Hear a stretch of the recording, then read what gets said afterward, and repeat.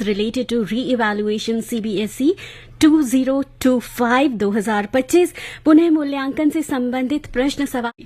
Sir, बहुत सारे questions आ रहे हैं और क्वेश्चंस में ये सबसे ज्यादा पूछा जा रहा है कि स्टूडेंट्स किस तारीख से लेकर किस तारीख तक रजिस्ट्रेशन करवा सकते हैं री इवैल्यूएशन के लिए। जी देखिए, मैं प्रियंका जी यही बताना चाहूंगा कि री इवैल्यूएशन की शुरुआत अब की बार जो है वो बच्चे को अपनी स्कैन कॉपी लेने से होगी और इसके लिए जो रजिस्ट्रेशन बच्चा कराएगा, जो छात्र कराएगा, वो उसका 12th और 10th दोनों की डेट उसकी हमने अलग अलग रखी है।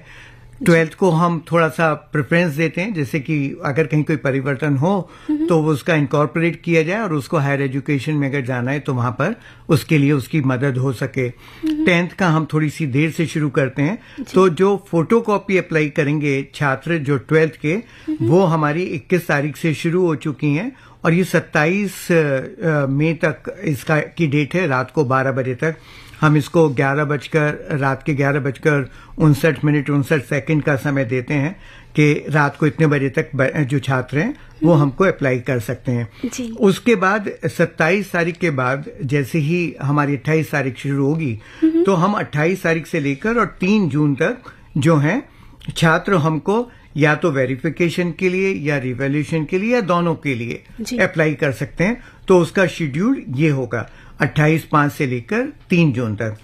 जब हमारे 10th के छात्रों की बात होगी तो 10th के छात्र जो हैं वो 27 मई से और 2 जून तक जो है वो स्कैन कॉपी या फोटो कॉपी के लिए हमको अप्लाई करेंगे और उसके बाद जो वेरिफिकेशन, रिवैल्यूएशन या दोनों के लिए अगर वो करना चाहते हैं तो इसके लिए वो 3 जून से लेकर 7 जून तक हमको अप्लाई कर सकते हैं। 7 जून तक अप्लाई कर सकते हैं। जी बिल्कुल सर। अगर हम 12th की बात करें, जैसे आपने कहा कि हायर एजुकेशन के लिए मार्कशीट चाहिए होती है, डॉक्यूमेंट्स चाहिए होते हैं और यही वजह है कि मई 21 यानी पिछले कल से शुरू हो चुके हैं रजिस्ट्रेशन करवाने का प्रोसेस और ये 27 मई तक चलेगा। तो इसके लिए रजिस्ट्रेशन प्रोसेस किस तरीके से रहेगा 12th के स्टूडेंट्स के लिए? देखिए, 12th के हो या 10th के हो, हमारा प्रोसेस एक ही है। छात्र अपने आप स्वयं हमारी वेबसाइट cbse.nic.in पर जा सकता है और जब जाएगा तो उसको मेन पेज पर ही, मेन जो वेबसाइट है हमारी, उस पर जाते के साथ ही वहां पर उसको डिटेल सामने ही दिखाई दे जाएंगे। हमारा सर्कुलर वहां पर एक है जिसमें पूरी डिटेल्स वेरिफिकेशन, रिवैल्यूएशन और फोटोकॉपी के बारे में दिए गए हैं। छात्रों को ये भी समझाया गया है कि किस तरीके से वो देखेंगे अपनी आंसर बुक को और हमको उसके बारे में बताएंगे। तो ये छात्र वहां जाएंगे और वहां जाने के बाद उस लिंक पर वो क्लिक करेंगे, उनसे कुछ डिटेल्स मांगे जाएंगे, छात्र का नाम, उसका रोल नंबर, उसका ईयर, उसकी एडमिट कार्ड आईडी ये मांगी जाएगी और छात्र का रजिस्ट्रेशन वहां पर उसका हो जाएगा। और जब छात्र का रजिस्ट्रेशन हो जाएगा तो जो उसने सब्जेक्ट अपने ऑफर किए हैं वो सब्जेक्ट उसको वहां विंडो में दिखाई देने लगेंगे। उनके आगे एक चेक बॉक्स होगा, तो जिस भी सब्जेक्ट की फोटोकॉपी उसको चाहिए उस चेक बॉक्स को वो क्लिक कर देगा और वो उसके बाद सबमिट करेगा और फीस देगा, हमको फी पे करेगा और जब ये सब काम उसका कंप्लीट हो जाएगा तो ये डिटेल्स हमको विजिबल होंगे और ये हमको एक फिक्टिशियस कोड पर फिर विजिबल होंगे। हमको रोल नंबर नहीं पता होगा, हमको एक और चीज पता होगी, एक नई आईडी हमको पता होगी। उस आईडी के हिसाब से हम उसकी आंसर बुक निकलेंगी और उस पर हम उसको स्कैनिंग होगी और फिर ये छात्र को उसी अकाउंट में जहां उसने रजिस्टर्ड किया है वहीं पर उसको हम अपलोड कर देते हैं और छात्र उनको 2-3 दिन के बाद जाकर देखेगा तो उसको अपनी कॉपियां वहां पर मिलेंगी और वो उनको उस पर वेरिफिकेशन की कार्यवाही या पुनः मूल्यांकन की कार्यवाही के लिए जो उसको चेकिंग करनी है वो चेकिंग कर सकता है। जी बिल्कुल सर। यहाँ पे एक बात की आपने बताई जो कि स्टूडेंट्स खुद रजिस्ट्रेशन करवा सकते हैं, क्या स्कूल की तरफ से भी किसी तरीके का रजिस्ट्रेशन होता है या? बिल्कुल, स्कूल फैसिलिटेट कर सकते हैं। मेरी केवल छात्रों को एक ही सलाह है कि वो किसी कैफे पर जाकर ना करें जो है रजिस्ट्रेशन, क्योंकि ये देखा गया है कि वो गलत रजिस्ट्रेशन कर देते हैं, गलत सब्जेक्ट का कर देते हैं और उनके जो छात्र जब रजिस्ट्रेशन के लिए किसी साइबर कैफे को कहेंगे तो साइबर कैफे को वो अपनी जो कॉन्फिडेंशियल इंफॉर्मेशन है वो भी देंगे। तो ऐसे में कहीं कोई समस्या हो भविष्य में, उससे बचने के लिए या तो छात्र खुद हमारी वेबसाइट पर जाएं और रजिस्ट्रेशन करें और हमको रिक्वेस्ट करें, अन्यथा वो स्कूल की मदद भी ले सकते हैं। सर, इसमें रजिस्ट्रेशन स्लिप कितनी इम्पोर्टेंट है कि एक बार रजिस्ट्रेशन कर दिया उसकी फोटोकॉपी अपने पास रखना रिकॉर्ड के लिए, क्या ये जरूरी है या फिर? देखिए, वो आपको केवल यूजर आईडी पासवर्ड अपने पास ध्यान रखना है, बाकी सब चीजें हमारी वेबसाइट पर आपको उपलब्ध होंगी जब तक हमारा ये पूरा का पूरा सिस्टम चलेगा जी। तो वो छात्र अगर चाहे तो अपनी ये सारी चीजें कहीं नोट कर प्रिंट आउट लेकर अपने पास रख सकता है, और जब तक प्रोसेस खत्म नहीं हो जाता उसको अपने पास रखना चाहिए जब तक कि वो संतुष्ट नहीं होता और वो सारा ये प्रोसेस कंप्लीट नहीं हो जाता, जिससे कि अगर उसको किसी सूचना की, किसी जानकारी की आवश्यकता हो तो वो वहां से उसको ले सके। जी बिल्कुल। राघव का मैसेज आया है चंडीगढ़ से, वो कहते हैं कि अगर रीचेकिंग या री इवैल्यूएशन प्रोसेस के थ्रू चेक करवाना हो तो कितने सब्जेक्ट में किया जा सकता है? देखिए, हमारे यहाँ पर जो पहली बार छात्र बैठते हैं बोर्ड की परीक्षा में, कम से कम 5 विषय उनको लेने होते हैं। 10th में ये 7 विषयों तक ले सकते हैं और 12th में 6 विषयों तक ले सकते हैं।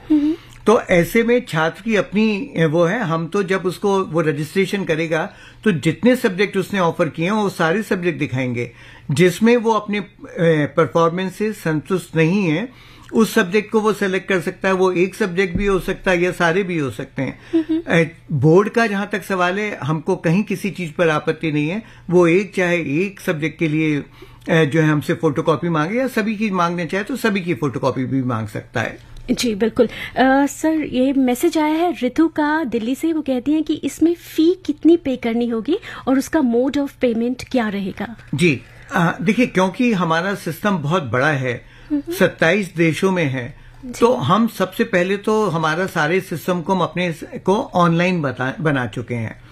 जो भी काम होगा हमारा ऑनलाइन जाकर होगा, हमारी वेबसाइट से होगा। हमारी वेबसाइट का जो URL है cbse.nic.in, केवल इसी पर आप जाएं, इसी पर लिंक को अप्रोच करें, उसी पर डाटा भरें और देखें। जो हमारे 12th की आंसर बुक्स हैं उसकी अगर छात्र को स्कैन्ड कॉपी या फोटोकॉपी लेनी है, फोटोकॉपी हम कहते हैं, बेसिकली वो स्कैन्ड कॉपी होती है क्योंकि स्कैनिंग कर हम उसको देते हैं सॉफ्ट कॉपी बनाकर। तो वो स्कैन्ड कॉपी अगर उसको चाहिए तो प्रत्येक विषय के उसके 700 रुपए पर सब्जेक्ट के हैं। तो वो 700 रुपए, अगर एक सब्जेक्ट है तो 700 रुपए, 2 सब्जेक्ट हैं तो 1400 रुपए, इस तरीके से मल्टीप्लाई कर वो ऑटोमेटिकली कैलकुलेट होकर आ जाएंगे। और वो ऑनलाइन ही जाकर छात्र डेबिट कार्ड से, क्रेडिट कार्ड से ऑनलाइन पेमेंट जो है हमको कर सकता है। ये फोटोकॉपी के चार्जेस हैं। अब अगर उसको वेरिफिकेशन कराना है तो वेरिफिकेशन कराने के जो रेट्स हैं या जो प्रोसेसिंग फीस है वो 10th और 12th दोनों की बराबर है। प्रोसेसिंग फीस जो है वो वेरिफिकेशन की 500 रुपए पर सब्जेक्ट है, और जब रिवैल्यूएशन अगर उसको कराना है तो 100 रुपए पर क्वेश्चन उसके रिवैल्यूएशन के चार्जेस हैं। तो ये ऑटोमेटिकली जितनी भी क्वेश्चन को वो टिक करेगा या जितनी भी सब्जेक्ट को टिक करेगा उतने वो कैलकुलेट होकर वहां पर आ जाएंगे। और ऑनलाइन हमारा पेमेंट का सिस्टम है, गेटवे हमारे सिस्टम से जुड़ा हुआ है।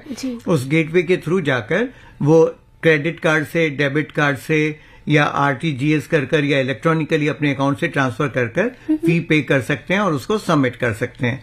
जैसे ही सबमिट करेंगे उनको एक रजिस्ट्रेशन मिल जाएगा, और रजिस्ट्रेशन मिलने के बाद जो है हमारी उनकी प्रक्रिया शुरू हो जाएगी। अगर कोई व्यक्ति पहला पार्ट तो पूरा करता है कि वो रजिस्ट्रेशन करता है, किसी सब्जेक्ट को भी सेलेक्ट करता है, लेकिन फीस अगर नहीं देता, प्रोसेसिंग फीस नहीं देता है, तो उसका वो फॉर्म इनकम्प्लीट माना जाएगा और उस पर कोई एक्शन नहीं लिया जाएगा। बिल्कुल ठीक।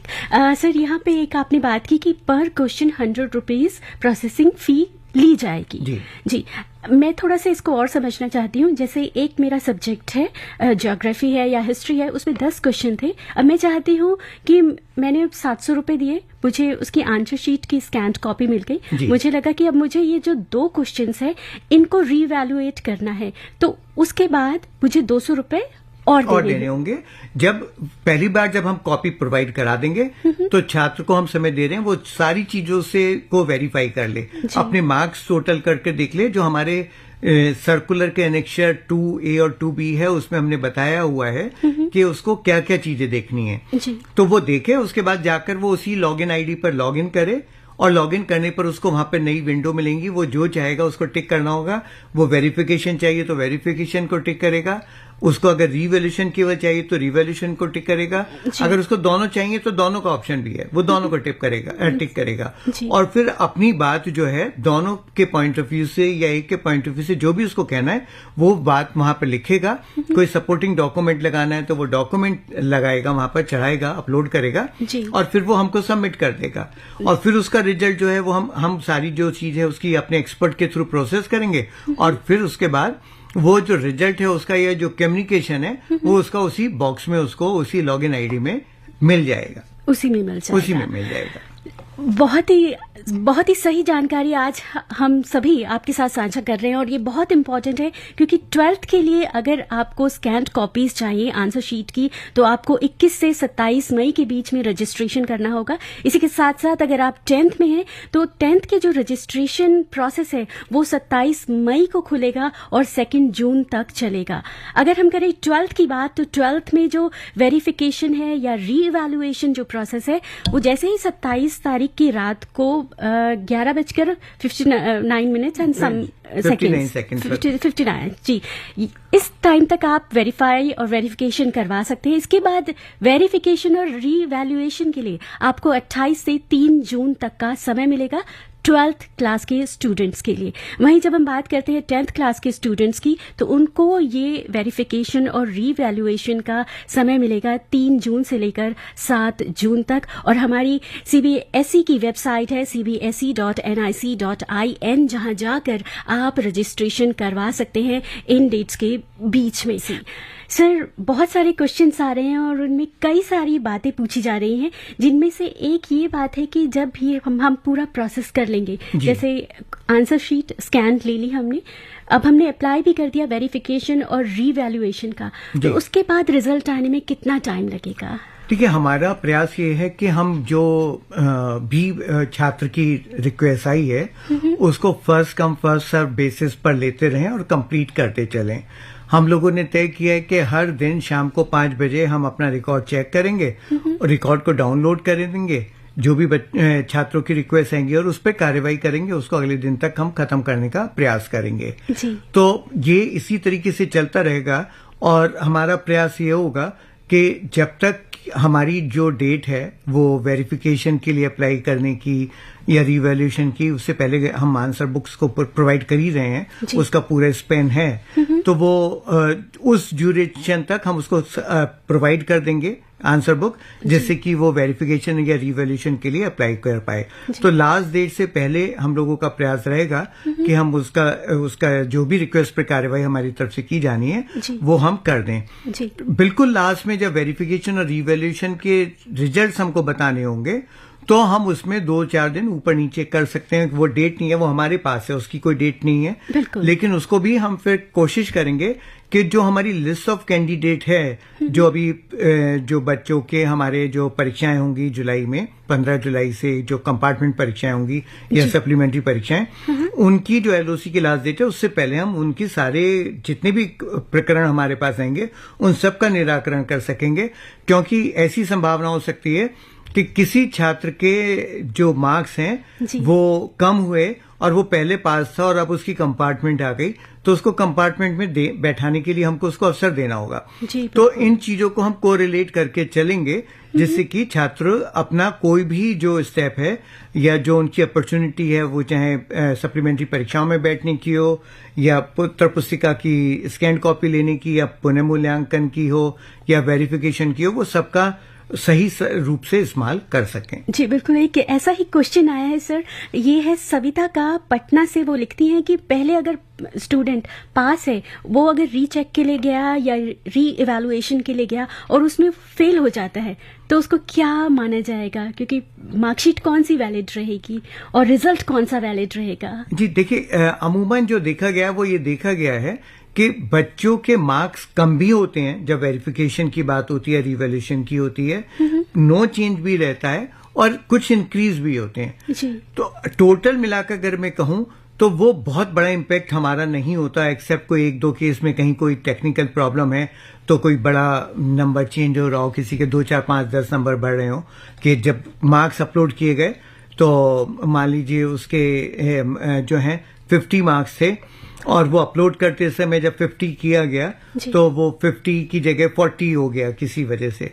तो जब पंच करते हैं डाटा को, तो जबकि उसके लिए प्रोसेसेस हैं हमारा चेक करने के लिए, लेकिन फिर भी क्योंकि लगभग 3.25 करोड़ उत्तर पुस्तिकाएं हम लोग चेक करते हैं और हर क्वेश्चन के मार्क्स हम वेबसाइट पर अपलोड करते हैं, और ये मानिए कि हर सब्जेक्ट में लगभग 50 क्वेश्चंस होते हैं। बिल्कुल। तो ये बहुत बड़ा वर्क होता है, तो उसमें कहीं गलती की संभावना हो सकती है, उसी को रेक्टिफाई करने के लिए हम ये काम करते हैं। तो अगर किसी छात्र के नंबर कम होते हैं तो वो जो नए नंबर हैं वो हम उसकी नई मार्कशीट में इनकॉर्पोरेट करते हैं, वो हमको अपनी पुरानी वाली मार्कशीट जो है सरेंडर करेंगे और हम उनकी नई मार्कशीट उनको इशू कर देंगे। ये इसलिए है कि कोई भी छात्र अपने पास एक से ज्यादा मार्कशीट नहीं रख सकता, उसको एक ही मार्कशीट रखनी होगी। जी बिल्कुल। राधा नेगी का मैसेज आया है देहरादून से। वो लिखती हैं कि अगर एक स्टूडेंट एक बार रजिस्ट्रेशन करवाता है और उसके बाद वो एक सब्जेक्ट के लिए जाता है स्कैन कॉपी के लिए, आंसर शीट की कॉपी के लिए, फिर उसके घर वाले कहते हैं दूसरे सब्जेक्ट में क्यों नहीं गए, या उसे खुद ही लगता है कि मुझे दूसरे सब्जेक्ट में भी करना चाहिए, तो क्या वो ये प्रोसेस 2-3 बार में कर सकता है? नहीं, बिल्कुल नहीं, ये केवल प्रोसेस एक ही बार होगा। अच्छा। तो क्योंकि हमने छात्र का अकाउंट बनाया है, हमको उसको डिटेल बताने हैं और बैक एंड पर बहुत सारी चीजों से रिलेटेड होती हैं हमारी सिस्टम से, कि जिससे कि हम उसको प्रॉपर सर्विसेज प्रोवाइड करा सकें। तो ऐसी कंडीशन में छात्र को जब वो अप्लाई कर रहा है तो उसको ध्यान रखना चाहिए कि वो तय कर ले कि मुझे 2 सब्जेक्ट की चाहिए, 1 की चाहिए या 5 की चाहिए, और एक ही बार में उसको ये रिक्वेस्ट हमको देनी है। और जब हम रिक्वेस्ट लेने की बात करते हैं तो हम छात्र से बार बार एक अंडरटेकिंग लेते हैं कि आपने देख लिया, इससे ज्यादा तो आपको कुछ नहीं चाहिए ना, इससे और सब्जेक्ट की तो आंसर बुक नहीं चाहिए। जब तक वो उसको टिक नहीं करेगा वो सिस्टम आगे नहीं बढ़ेगा। और अगर एक बार टिक कर देता है और वो सबमिट कर देता है तो उसकी रिक्वेस्ट करने का जो अधिकार है वो समाप्त हो जाता है, कंप्लीट हो जाता है। वो एक बार करेगा, उसके बाद दोबारा उसको ये अवसर प्राप्त नहीं होगा। जी, तो यानी जब हम रजिस्ट्रेशन कर रहे हैं, स्कैन्ड कॉपी के लिए अप्लाई कर रहे हैं, तो हमें बहुत सोच समझ कर करना चाहिए, सब्जेक्ट्स को टिक करना चाहिए कि हमको एक सब्जेक्ट की लेनी है या सभी सब्जेक्ट की लेनी है या किसी पर्टिकुलर सब्जेक्ट के लिए नहीं, जो भी है वो तय तभी कर लेना है और उसका उपयोग उसको अपनी सुविधा का वो वहां पर ले लेना है। जी बिल्कुल। अमित शर्मा का मैसेज आया है अंबाला से। वो लिखते हैं कि स्कैन्ड कॉपी के बिना क्या रीचेक और री इवैल्यूएशन प्रोसेस के लिए जाया जा सकता है? हाँ, देखिए, ये इंटरलिंक्ड है। हम अब छात्र को कह रहे हैं कि वो खुद अपनी आंसर बुक देश से देखेगा और आंसर बुक देखने के बाद बताएगा कि हमारी गलती क्या है, हम उसको रेक्टिफाई करेंगे। तो अगर वो छात्र अपनी स्कैन कॉपी लेता ही नहीं है तो वो हमको बता भी नहीं सकता। फर्स्ट स्टेप है उसको आंसर बुक की स्कैन कॉपी लेनी होगी, फिर उसको वो देखनी होगी, चेक करनी होगी और फिर वो हमको बताएंगे, और उसके बाद ही जो वो हमको बताएंगे उस पर हम कार्यवाही सुनिश्चित करेंगे। जी बिल्कुल। एक और क्वेश्चन आया है, ये है भानुप्रिया का बेंगलुरु से। वो लिखती हैं कि क्वेश्चन पेपर और मार्किंग स्कीम कहाँ से देखी जा सकती है? देखिए, हम सारे जो ये क्वेश्चन पेपर हैं और जो मार्किंग स्कीम है ये हम अपनी वेबसाइट पर अपलोड कर देते हैं। वो इसलिए अपलोड करते हैं जिससे कि छात्र के पास, वैसे तो उसके पास क्वेश्चन पेपर होगा, अगर नहीं है तभी वो हमारी वेबसाइट से जाकर क्वेश्चन पेपर देख सकता है। वो मार्किंग स्कीम जिनके माध्यम से या जिनके का सहयोग लेकर ये आंसर बुक्स को इवेल्यूएट किया जाता है, मूल्यांकन किया जाता है, वो भी हमारी वेबसाइट के ऊपर पड़ी होती हैं। और वो इसीलिए पड़ी कि छात्र देख लें, क्योंकि ये डायरेक्शंस हैं इवेल्यूशन करने के लिए। जी। इनके आधार पर, इन स्टैंडर्ड ऑपरेटिंग प्रोसीजर्स के आधार पर इवेल्यूशन किया गया है। तो अगर वो छात्र अपने मन से कहे कि 2 + 2 5 होते हैं तो उसकी बात को नहीं माना जाएगा। हम किस बात को मानेंगे? जो मार्किंग स्कीम में लिखा है, वहां लिखा है 2 + 2 4 होते हैं तो हम 4 के हिसाब से इवेल्यूशन होगा। लेकिन अगर कोई क्वेश्चन ऐसा होता है जिसके कि बहुत सारे आंसर होते हैं, तो वैसे तो हमारी तरफ से जितने भी पॉसिबल आंसर हैं वो मार्किंग स्कीम में दिए होते हैं। लेकिन अगर फिर भी कोई एक आधा उसको छात्र को लगता है कि नहीं, मेरा ये कहना सही है और ये मेरा मूल्यांकन सही नहीं हुआ, वो हमको बताएगा, हमारे एक्सपर्ट उसको देखेंगे और उसके बाद उसको डिसाइड करेंगे।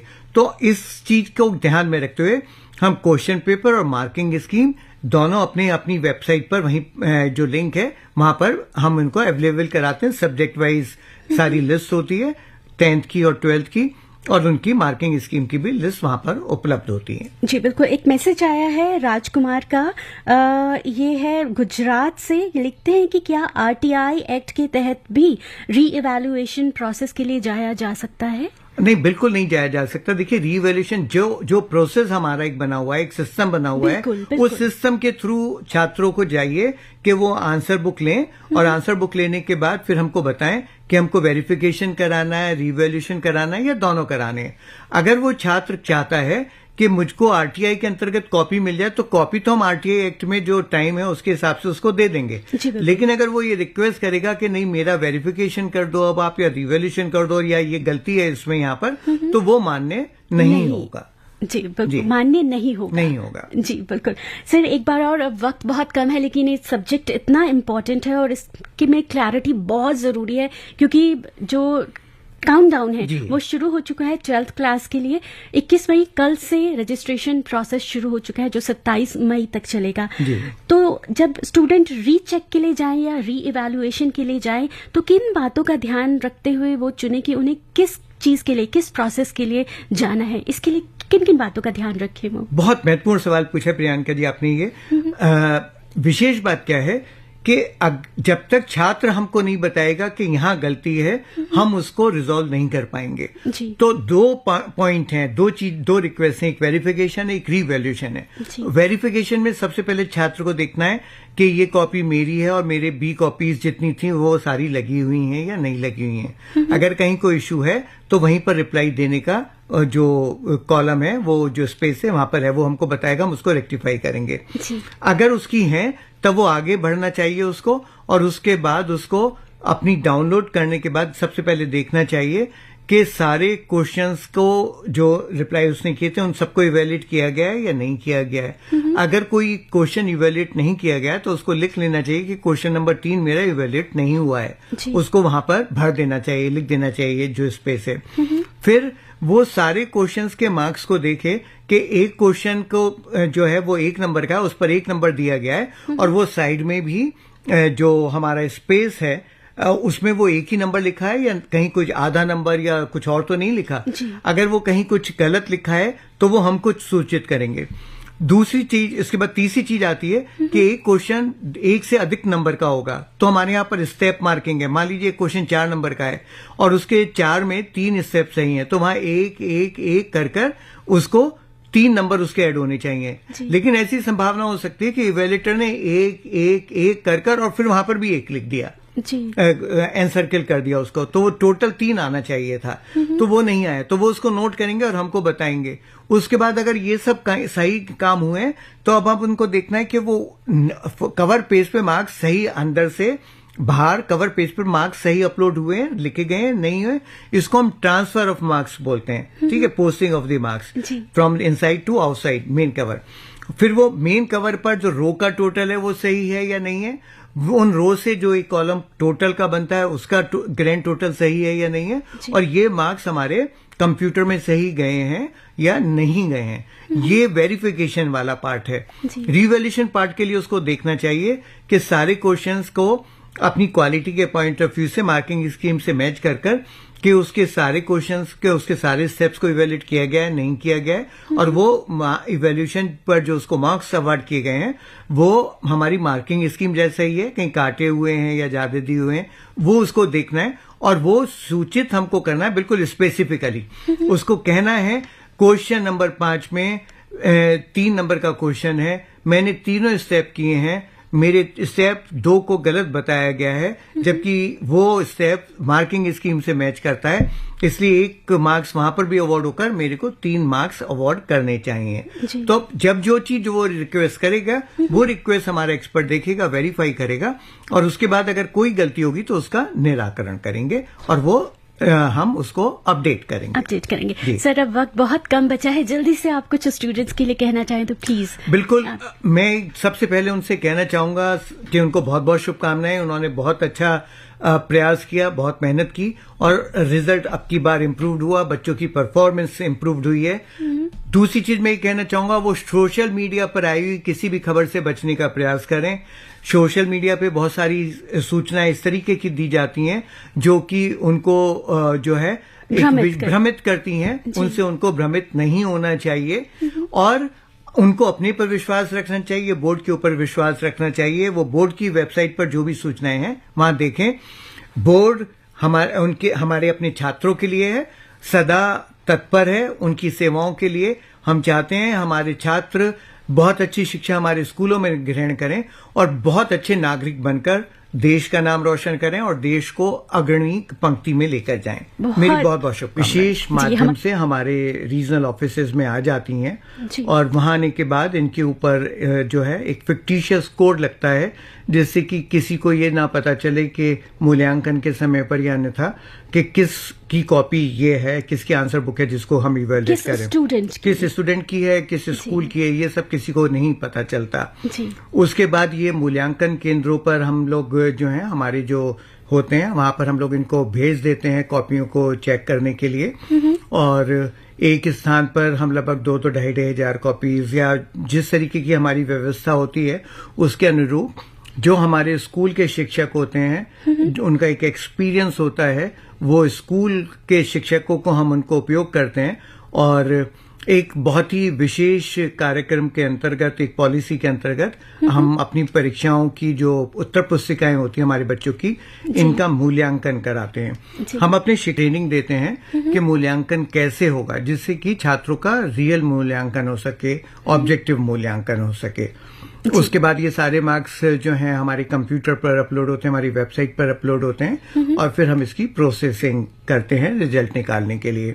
तो हमारा एक पूरा स्टैंडर्ड ऑपरेटिंग प्रोसीजर है हमारी उत्तर पुस्तिकाओं को मूल्यांकन करने के लिए और उसी के अंतर्गत हम लोग सारा का सारा ये मूल्यांकन करते हैं। जी, यानी कई लेवल्स पर फिल्टर्स लगे होते हैं जिससे कि मिस्टेक होने की चांसेस ही नहीं रहती। बिल्कुल, लगभग 150 से ज्यादा हमारे स्टेप्स हैं रिजल्ट निकलने से पहले, जो जिन पर कि हम सारे बच्चों की सभी आंसर बुक्स को, मार्क्स को, इंटरनल असेसमेंट को देखते हैं और उनको देखने के बाद अगर कहीं कोई गलती होती है तो उसको रेक्टिफाई करते हैं। जी बिल्कुल सर, अगर अब आज के जो हमारा सब्जेक्ट है उसमें री इवैल्यूएशन शब्द है वो बहुत इम्पोर्टेंट है, तो आज जो हमारे लिसनर्स हैं बिल्कुल सही क्वेश्चन पूछे, इसके लिए हम इसकी डेफिनेशन जानना चाहेंगे कि री इवैल्यूएशन का क्या मतलब है। देखिए, ये जो हमारी व्यवस्था है ये एक बड़ी विशेष व्यवस्था हमारे द्वारा अपने छात्रों को दी गई है।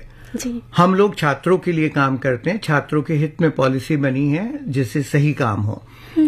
अब हम यहाँ क्या करते हैं कि हमने बच्चों की उत्तर पुस्तिकाओं का मूल्यांकन किया और उनका रिजल्ट घोषित कर दिया। जी। लेकिन घोषित करने के बाद अगर किसी छात्र को ऐसा महसूस होता है कि मेरा परीक्षा परिणाम या जो मेरे मार्क्स हैं वो मेरी परफॉर्मेंस के अकॉर्डिंग नहीं है और कहीं कुछ उसमें प्रॉब्लम हो सकती है, तो हम अपने विशेष छात्रों को 3 तरीके की सुविधाएं देते हैं।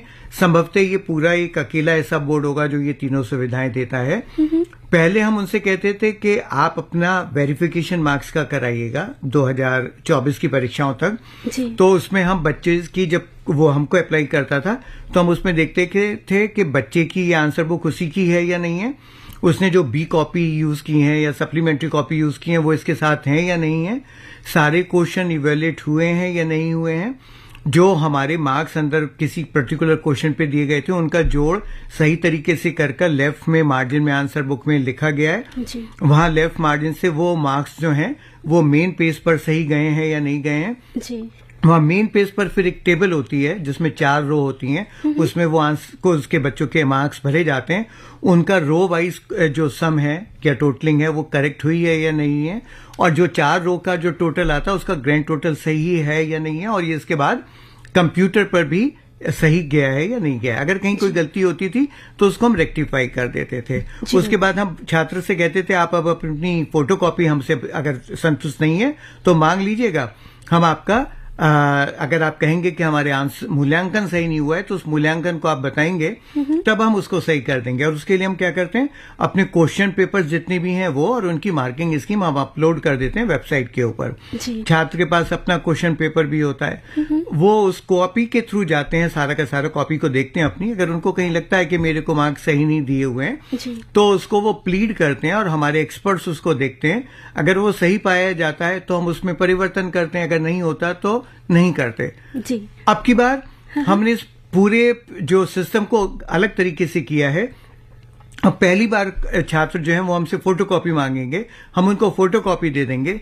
छात्र अपने आप ये तय करेंगे कि मेरा कहीं टोटल सही नहीं है तो यहां पर नहीं है, या कहीं मूल्यांकन सही नहीं है तो यहां पर नहीं है।